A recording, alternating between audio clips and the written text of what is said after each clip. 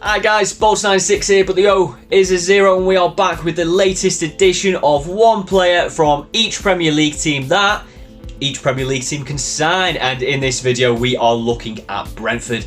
Now Brentford in their second season are having an unreal time of it. They're getting good results, they've got good players, good team dynamic. It is all plain sailing for them at the minute, it seems.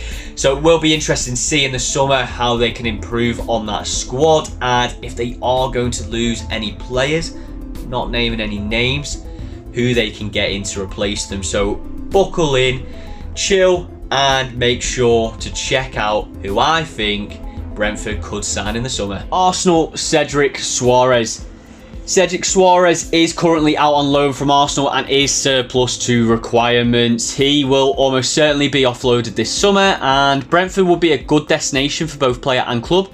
It'll be a smooth transition to another London-based club, and Brentford are very short in the right-back position, currently having to rely on a player in Aaron Hickey, who is naturally a left-sided player. Aston Villa, Bertrand Traore. Brentford have decent strength and depth in the wing positions, but these are mostly left-sided players, only really leaving Mbuemo and Shade as naturally right-sided players, the latter of which is only on loan. Aston Villa will probably look to offload Traore this summer, with him entering the final year of his contract. Brentford could get a cut price deal for an experienced winger who might not have hit the heights of his potential, but who is definitely a talented player. Bournemouth, Jefferson Lerma. Jefferson Lerma's contract is up shortly, and if Bournemouth get relegated, I think they'll struggle to hold on to him. There will be a few clubs sniffing around, and I think Brentford could be one of them. A tough, hard-hitting midfielder who is in the prime of his years. If Brentford could pick him up on the cheap, he'd be a brilliant signing. Brighton, Aaron Connolly. Brentford only currently have Ivan Toney as an out-and-out striker, and I'd be surprised if he doesn't get snatched up by a financially bigger club soon. Brentford need more squad depth in that position, and Connolly, although wouldn't anywhere near be a replacement, he would be a decent backup from the bench.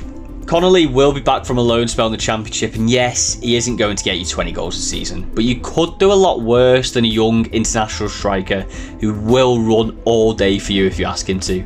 Like a young Shane Long, if that is a selling point. Chelsea, Ethan Ampadu. Knowing Chelsea, this will be yet another loan move, but I think Ampadu should push to move on permanently.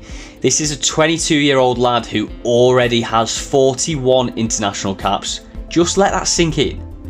Having been out on loan in Serie A the past couple of seasons, he has played most games in a league known for its outstanding defenders. Brentford have a good back line, but come the summer, all of their centre-backs will be over the age of 30, save for Christopher Ajer. They need fresh legs in there, and Ampadu will be a really good addition. Crystal Palace, Jordan Ayew. I did consider Nathan Ferguson, whose contract is up in the summer and will be another young centre-back to bring into an ageing Brentford back line, but his injury record over the past couple of seasons is concerning, so I've opted for another player whose contract is up in another position where Brentford need depth, and that is Jordan Ayew, who has been around for a long time, and wherever he has played, he has always been a dependable striker who will put in a shift for you. He may be on the wrong side of 30 and he may not be dead prolific, but Brentford could depend on him to come off the bench and trouble some teams. Everton, Andre Gomez. Bit of a tough one this, as Everton are light in the positions that Brentford are also light in, so I've gone for something a bit different with Andre Gomez. Currently out on loan with Lille, who are 6th in Liga, Gomez could be a different type of player for Brentford.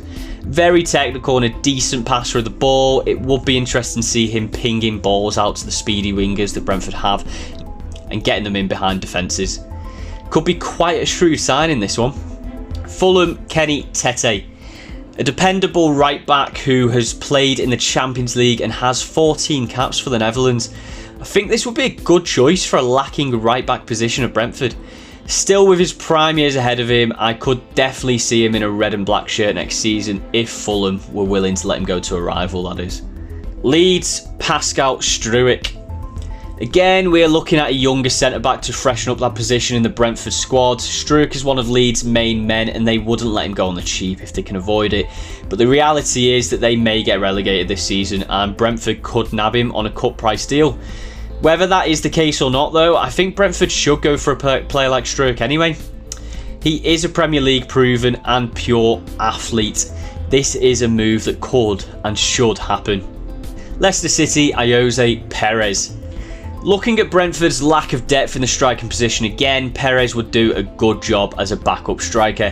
He can be a bit hit and miss sometimes, but when he is on it, he is really on it. Going to be a free agent in the summer at this rate, so Brentford could do a lot worse than getting him in to provide cover to Ivan Toney up top. Liverpool, Alex Oxlade-Chamberlain. It is a shame for the Ox that he hasn't been at the same high levels for Liverpool as he was before that injury against Roma. However, he is still a good player and will be a different status of player that Brentford aren't used to.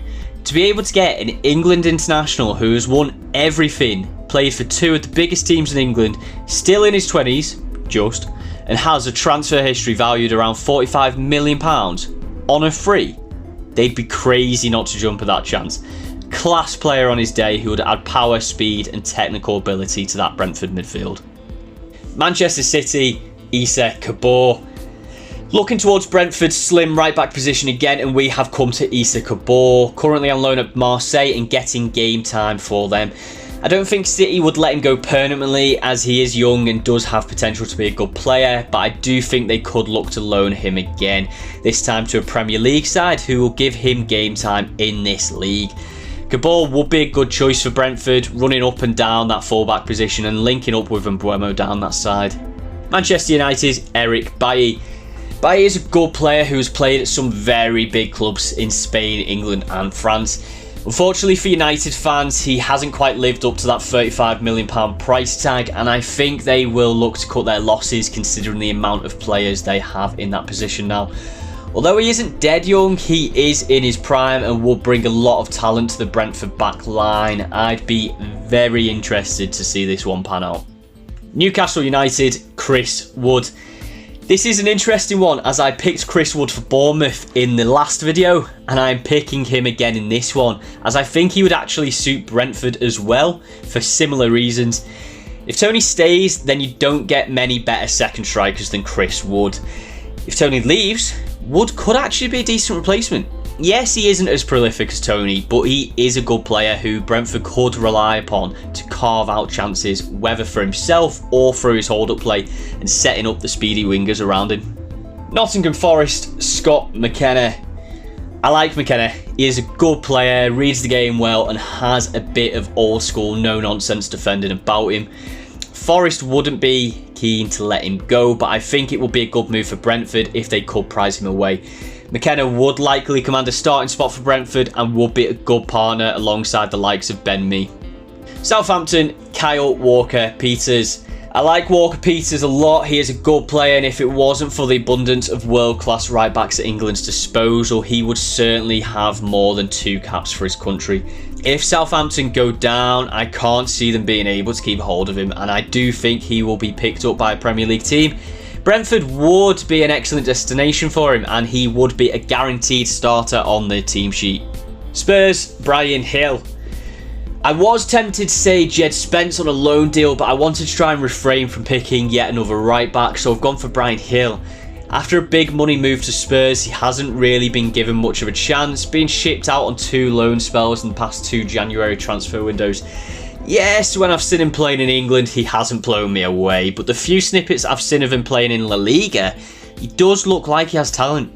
Still at only 22 years old, Hill could turn into a good player, particularly once he has been given a fair crack of the whip in the Premier League, which is why I see Brentford, with their style of play and their use of the wide players, as a good destination. Brentford could bring the best out of him, and he could become a very important player for them. West Ham United, Manuel Lanzini. A similar and better option from the same club would have been Pablo Fornals. However, the cost of him would be a lot more and West Ham would not want to let him go, whereas Brentford would have a lot less trouble in prying Lanzini away from them. Manuel Lanzini has dropped down the pecking order a bit at West Ham, but he is a good player and he has had many memorable moments in a West Ham shirt. Brentford, a good side, but they do lack one of those sort of maverick players who pops up in the big games and scores a worldie or has the game of their life. Not every club needs one of those types of players, and arguably Brentford don't. But Lanzini would be a good player for them, who would provide a different type of player through his technical prowess and could create some memorable moments in a Brentford shirt too. Wolves, Fabio Silva. We finish with a return to the striking position and that need for depth with Fabio Silva. I do think Wolves see him as a long-term investment and they won't be looking to sell, but a loan deal could suit both parties. Having spent the first half of the season on loan at Anderlecht and the second half currently on loan at PSV, he is getting vital game time experience at big European teams and the stats suggest that he is continuing a gradual improvement. Wolves could look to loan him out again this time to a Premier League team to give him experience on this front. Although Brentford have been the better side this season, they probably wouldn't snub the chance to take Silva on loan for the season and have him as an option to support or even partner Ivan Toney in attack. I think Thomas Frank would get some good performances out of him and it would be a win for everybody. And there we have it, guys. That is one player from each Premier League team that I think Brentford could sign in the summer. If you liked what you watched, please do remember to like and subscribe and comment down below your suggestions and your thoughts on the picks that I made. I will be making another video of these next week and we will be looking at Brighton next. Thank you very much for watching, guys. Please do remember to check me out across my other socials: Twitter, Instagram, TikTok, YouTube of course, and Twitch, which is where I do all of my streaming, all under the same handle, Bolts96, but the O is 0. Thank you very much for watching, guys, and I'll catch you on the next one.